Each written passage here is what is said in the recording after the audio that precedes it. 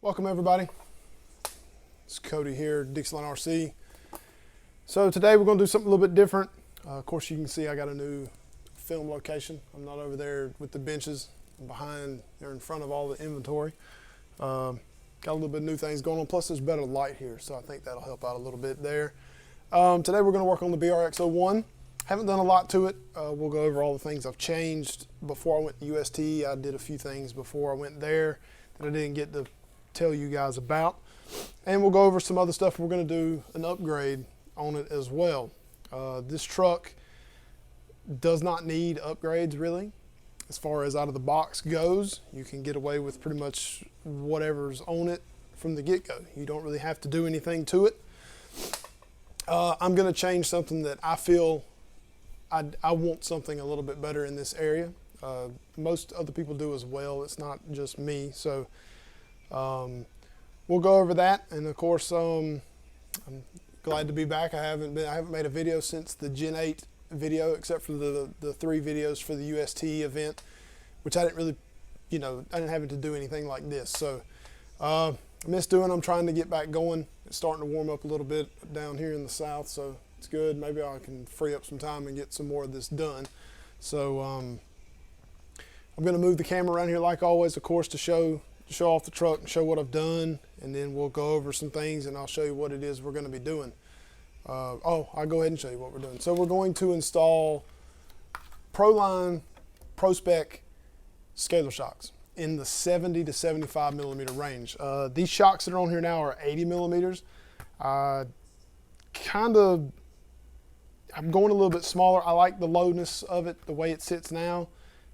So what I'll probably do is put these, of course there's adjustments everywhere for height it goes, so we'll fiddle around with it and see if I can come up with something. See, like as you see now, the rear stays pretty much down. It looks like one of those, one of the new style of all the trucks, the guys that have the fronts jacked way up and the rear jacked way down, which is not really good. So we'll, I'll drop that on the floor. So we'll do that. I'm going to come around. I'll bring the camera around here so we can get some more shots. So I'll see you in just a bit.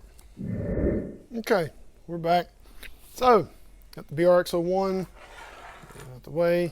So we'll look at it from the side. Oh, front, you can go into the front. So I put a black stripe on it just to kind of change up the look of just the style of it, whatnot. So I did change the wheels and tires. I put a set of the 3.74 Baby Hustlers on it and a set of the Boom Racing Terra Classics in black, along with the scale hardware and everything. So did that before I went to UST. It was great. These tires on this truck is perfect for it. I didn't have a single issue driving it. I loved it. So it's great. This truck is designed to do what you do at UST. Trails galore.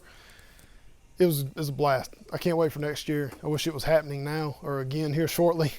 Also, I did put another front plate on here, and I put something else on it, but you can't see it until I do it, but I'll show you. So you reach down in here, you pull down on it, and just pull up. So now you can get the body off rather quickly. Also, I did break something at UST. I broke the 2 little pieces back here. I caught a rock and it just yanked. It had the whole tailgate. Everything was flopped down. It was dragging. It was great. It looked cool. It looked really scale. So I also put some inner fenders in. There's a guy, man, I cannot remember his name. They're on Shapeways. The guys I just saw it through Facebook that he designed them. They fit really well. They were nice. So I bought some, support them a little bit. So what I have is the quick release. So you just pull on it and it releases. You can see right there that's where it holds the body in on the front clip there. So that just this thing's simple to install. You put a bolt through there, and then you put a set screw right here. So I can get it in there so you can see it. And yeah, right there. So there's a set screw there. That's all it is. Nothing to it. Easy to mount, easy to bolt in. So I'm gonna take this battery out. I haven't moved. As you see, it's still dirty from UST as well. So what we're gonna do, as you can see, there's nothing wrong with these shocks. They work. They're great for what they are, but you can see, you know, I had one leaking before. I think 3 others are leaking now. Yeah, so, I mean, a leaky shock's a leaky shock. That's how it goes. That's the way it is in this whole deal. So we're gonna put these on. I've went ahead and, so when you buy these Pro Spec scalar shocks, they come with these smaller ends on them. So this makes it a 70 mil shock right here. See if I can get it where you can see it. Yeah, blocking all the light. So I went ahead and added the longer ones, which makes it 75. Of course, they have metal here. Of course, like every other shock, there is not a metal insert for the upper one. It comes with these little plastic ones with a, I dropped that one, a plastic ball with a spacer on it that goes through, and that's what you'll use to, you know, and of course the front doesn't move really that much at all. So basically all that's there for is just to give a little bit of movement. That's all you really need anyway. So we're doing that. So what I'm going to use today is to show you how to properly do your shocks the way you need to do them, which means take them apart, put fluid in them, bleed them a little bit, and then all that. So let's do that first, as we got more room for that right now. So the way that I do it may not be the way everybody does it. I'm not going to say this is the end all be all way to do it, because I mean, the majority of shocks leak, so you always feel like you failed at it anyway. So this shock comes assembled. It's already ready to go. It's got the collar on it, the lower cup, everything. So when you build shocks, you do it a little bit differently as far as that goes as well. So you'll take the top part. You can do this by hand. It's great if you can do it by hand. If you can't do it by hand, that usually means they're too tight anyway. So these being metal, just take your time, open them up here. And you can see there's an O-ring at the top part here. Nothing to it, nothing crazy there. Same goes for the inside. Of course, these are built a little bit different than others. These actually have an X-ring inside of them. So it's got 2 O-rings in the inside, but you can see it's got a nut on it there. So good to go. So what you'll do is put, I'm using axial 30 weight because I have this from Kits. I do have other oil, but I'm going to try 30 weight on here first because I like a little bit of the flex and the scale rig type deal. So you'll take your fluid. Also, if you've got these, you know about these, the tops of these blow out if you do it too hard. So I'm going to try and get this, well, you're not going to be able to see it. So you always want to pour it in slowly, and don't pour it all the way to the top. You want it to be, I've got mine probably, you're not going to be able to see it, but about an 1/8 inch below the threaded area that the cap goes into. So what you'll do is you'll take it and you'll pump it. You'll, do compression strokes. You want to push it in, and you don't want to go above the level of the fluid that's in here. So you'll go in, you'll push it down. What it's basically doing is getting the air out of it. So you'll see bubbles coming. I got to put more fluid in it because that is not enough. So maybe we should go to the bottom of I put a couple more drops in it. It's right at the bottom of the threads now. So let's try that and see if that's any better. Yeah, that's a little bit better there. So you can get full stroke, and the piston doesn't pop above the fluid level. So that's what you want. I'm trying to get it where you can see it. There's not very many bubbles in it. So that's it. So that's all you really got to do. So of course, screw this back on here. A lot of people use green slime. I have not bought any, so I can't say I use any because I've never used any. I need to buy some though to try. Hopefully when you put this together, you do not have any fluid coming out of the 2 spots here, and I'm actually good on that. And I got some good, there's good stroke in there.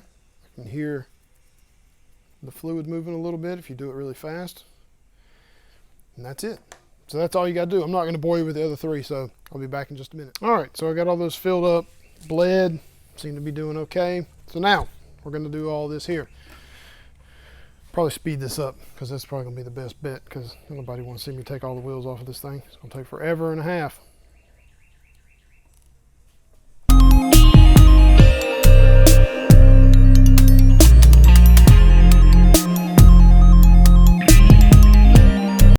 All right, so back. Hope you enjoyed a little time lapse there. So I'm going to show you something else. So the classic Stillies that come on this truck, Of course, if anybody owns a set of either the 1.55 variation or the 1.9s, you know how much of a pain in the butt it is to put the wheel nut in it with the little black tool that it comes with, that little tool there.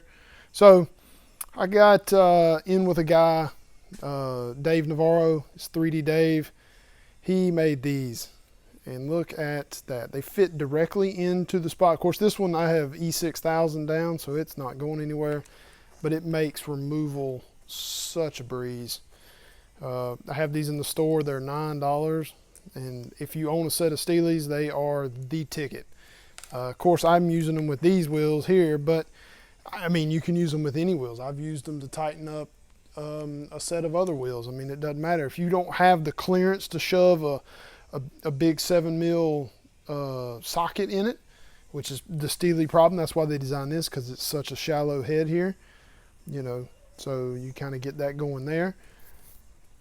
So the idea behind it was to make a tool that just made it easier to do, because it's got holes in this tool, but you're supposed to use I mean, they want you to use a hex driver or something like that. You know, you can see in my sport videos, I used a pry bar, because that's all you know, that it worked, and I could get some good grip on it and tighten it.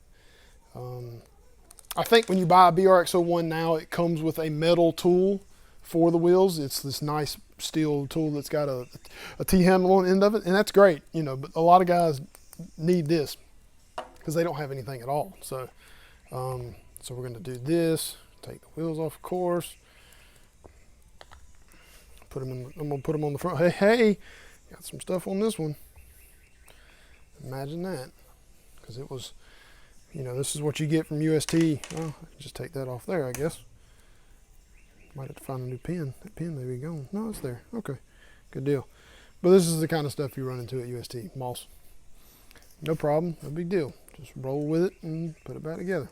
So we're going to do the rear first, because the rear is going to be easier to do, you know, as far as that goes, because of the fact that it is the front. I got the fenders; they're kind of in the way. So I'm just going to remove these. Now, of course, the rear one is the bottom holds the link on as well through the mount that is there already. So you kind of got to watch that when you take this apart. Be sure and pay attention to that. Yes, we got that there.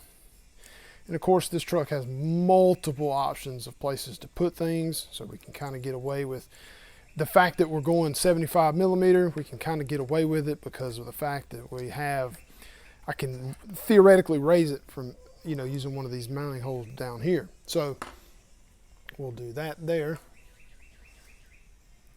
Put that on there. We'll go ahead and do this first.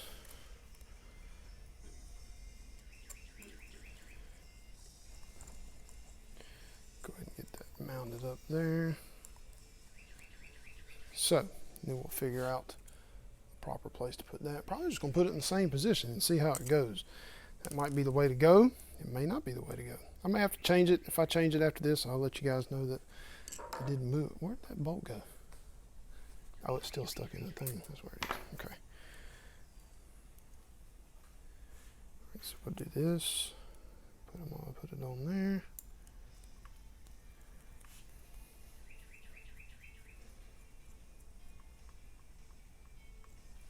Yeah, I'm not a fan of that. I'm not a fan of that holder there. It's not the best way to do that, so, in my opinion. So see what I was talking about? See how you got the link? It's all the same bolt that goes to this mount that's down here. So you got to pay attention to that when you take it apart. Of course, like I said, the rear is gravy anyway, because the rear is just bolts right on. No big deal. Nothing to it. Get that out of the way. Not a super big difference in size, so maybe we'll get lucky and it won't be a big deal that we drop the millimeters down just a hair. It'll probably be okay. It'll be alright.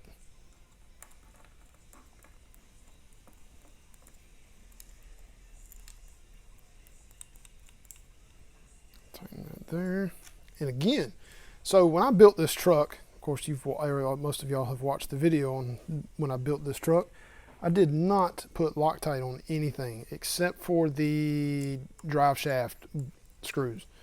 Nothing. I did not put a single drop of Loctite on anything. The only thing I've had come loose,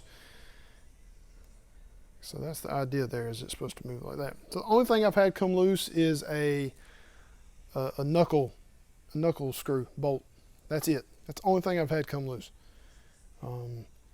Nothing else. Well, I've had the steering servo, but I've had this thing in and out so many times that I'm amazed that it hasn't fallen apart, to be honest with you. So we're going to take the rear off, take the front one off here. Of course, to take the front off a little bit easier, you'll turn your knuckle the opposite way that you want to do, because it gives you just, I mean, you've got just enough room to get in there and get it. So that works just right.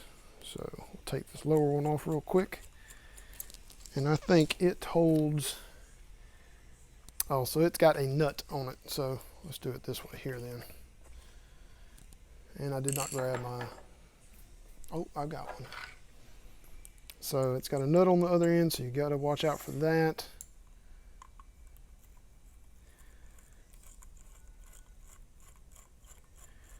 And I will not film me putting this back together because it is a pain in the butt.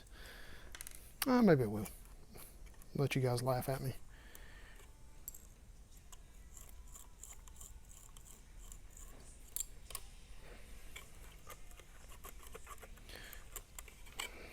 So take the screw out there. We'll do that. There is no good there. All right, I'm back. Sorry about that. Had to go get some pliers because this nut here is a different size than the normal size that we use on pretty much everything else. Because I had to find something that works, because the nut that come with it was just a normal 3mm nut, and it's too, you know how you see how thin that is there. You got to have one of those thin ones on there because it's just too, you don't have room for anything else really and truly. And it's got normal nuts, and I think he's replaced them with thin nuts now in the kit when you buy the kit. So,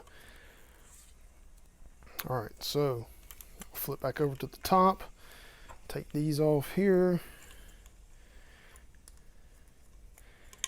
I've got these big old spacers on here because I was trying to space it out from where the fenders are. Let's see if I can get away with trying to figure out how to mount that up now with the new ones.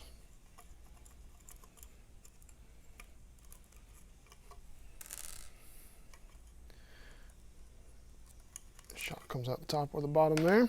So here's where my dilemma is going to be, is because when I put these on here, they are going to be, one, too fat to fit in this fender liner, I think, or two, the height is going to be wrong.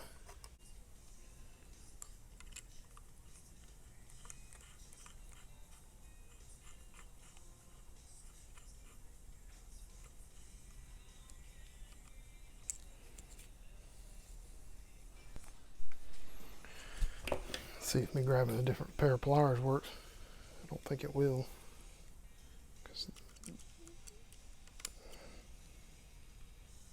Oh yes, it's going to work.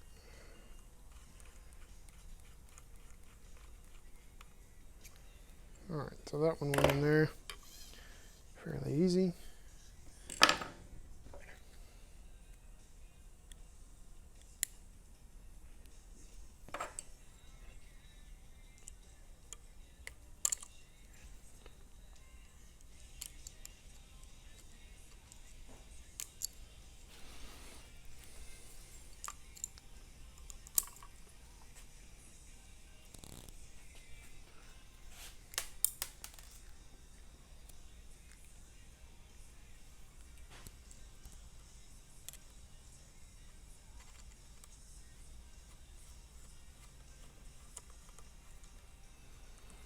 All right, so good. That worked out a lot easier. Man, the first time I put these together, I had such a hard time for some reason.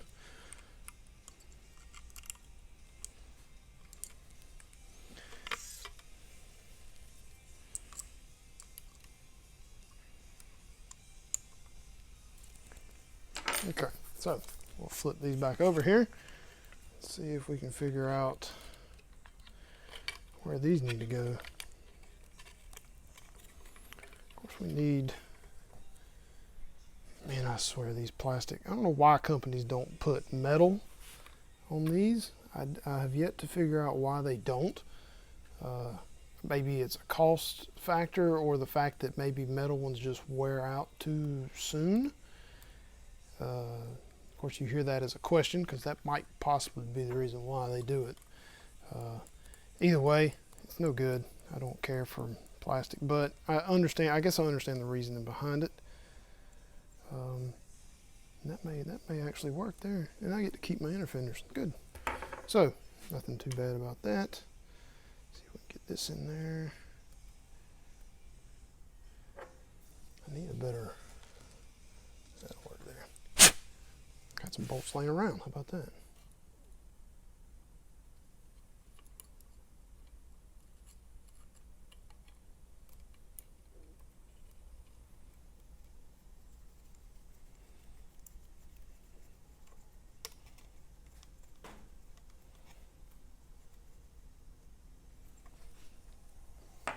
All right, so that worked there. I think that should be, I mean, that might not be the right height. I don't know for sure if it is or not. I mean, that gives me I have no movement on the rear as far as articulation goes. Front is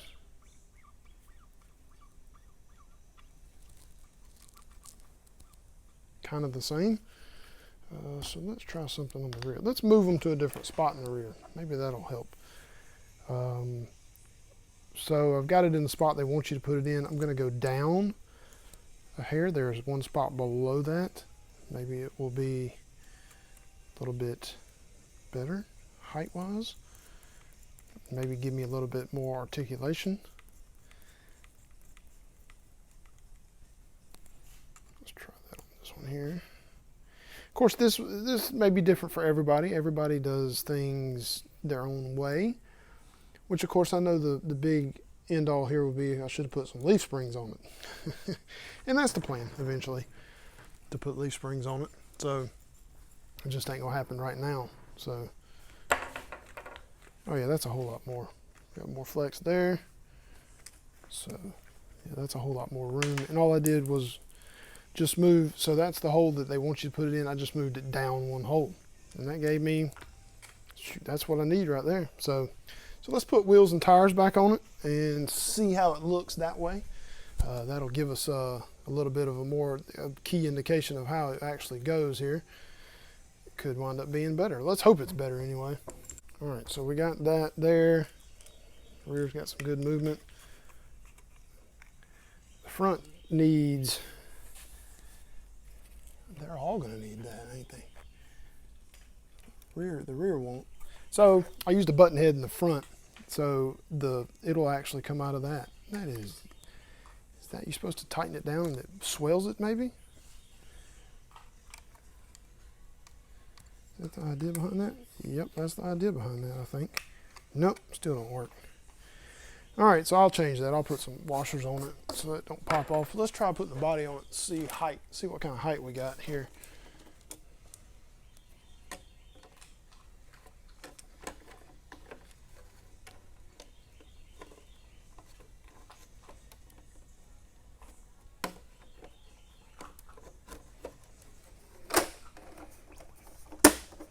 See, it just snaps down on it. You don't have to do anything to it as far as that goes. So that's good there. Could technically raise the front a little bit, I think. Yeah. I don't know, you guys can't see it, but I mean the rear, I can lower the rear with the collars. So, okay. All right, so that does it there. BRX01 did some work to it. Oh, the other thing I did something else too that I didn't. So I put a 540 motor in it. Put a Holmes Trailmaster Sport 540. It's a 35 turn. I put that in there because I had the 550 out. I was doing trying to do motor work is what I was actually doing. So you'll see more of that one day later. I haven't done anything with that yet. It's hard, really hard to fit a motor in there, but we'll come up with something. It'll be okay. All right, so we finished up putting shocks on the BRX01. Nothing to it really. Got a few little tweaks to do. Kind of showed you what to do though. Of course, with these inner fenders, kind of put me in a little spot there, because there is plenty of adjustment to raise the front if you want to. There's so many adjustment holes to raise the whole chassis up and down, which is not a problem. So I think this will be a good, wasn't a necessarily needed upgrade as far as it goes, but to me, I feel like putting a little bit of a better shock on it's good for all around performance. Of course, eventually I plan to comp this in a class 1, class 0 scenario. So, so putting something a little bit better that gives me a little bit more of a, which these, I mean, feel super smooth compared to the way the other ones were, which the other ones weren't bad, don't get me wrong. I'm not saying anything bad about them. I've put probably about 10 hours of beat down on these shocks, and they've done really well for that amount of time. I mean, I have jumped this thing, I've done all kinds of crazy stuff. Sand, mud, dirt, water, everything you can think of, I've run it through without doing any maintenance to it. I have not done anything to it. I haven't cleaned anything. Again, no thread locker on anything. So, I mean, you can't really complain too much. I got a few little rusty spots like in the axles and a few little bolts, you know, which of course they're black oxide, so they're gonna get rusty. So, I mean, you know, after I've got an event I'm going to this weekend at Cheehaw Raceway, so get to watch some racing stuff, and I plan to do a little bit of video in there. We're gonna have a little crawler course set up. Of course, I'm gonna have all my stuff there as well. After that event, I plan to come and take the axles apart and the transmission apart and transfer case and clean it and re-grease it. And there'll be a reason why I'm doing that. I'll show you when I get back. But overall, this thing is phenomenal. You saw in the video, me, Jason, and David Gomez, we trailed the crap out of that one trail. That was a 45-minute trail, and the truck did, all three of them did phenomenal. And David's had the regular tires on it. It's nothing to it. It's great. So we're gonna do that. Hit the like button, hit the subscribe button, hit the subscribe button. If you haven't done it yet, please do. If you know somebody that watches my videos that haven't done it, please do. We're almost at 600 subscribers. When I get to 1,000, I'm doing a giveaway. That's right, a giveaway. It's going to be hard to figure out who the winner is going to be, but when I hit 1,000, I'm going to do a video, and everybody has to comment on that video, and then I'll pull names from the video, and we'll do another live video, and I'll pick a winner that way. The winner is going to receive a electronics prize package. It's going to be a Hobbywing 1080 ESC, a Holmes Trailmaster Sport motor of your choice, and a JX, probably a JX low voltage servo, which is just this, you know, the 21 kilogram one. Nothing wrong with it. It works great on 6 volts. That'll be the giveaway package. Of course, some other goodies as well, but that's the main focus. So, but I got to get to 1,000 subscribers. So share the video, like the video, subscribe to the video, subscribe to the channel. Tell your buddies to subscribe to the channel. There's more coming. I got some other trucks down the pipeline I'm going to order, so we'll be able to do some reviews and do some beat downs on them. And I'll have some video of the basher truck. Of course, I put it back together after breaking at UST, so I'll do some bashing in it and get some videos of it, do some stupid mud runs and jumps and things like that. So thanks everybody for watching. Appreciate it. It means a lot. Keep watching though. Need to get that view count up as well. Whatever, no big deal. Not going to force you to watch anything you don't want to watch. So just keep it up. Thanks guys. We'll see you next time.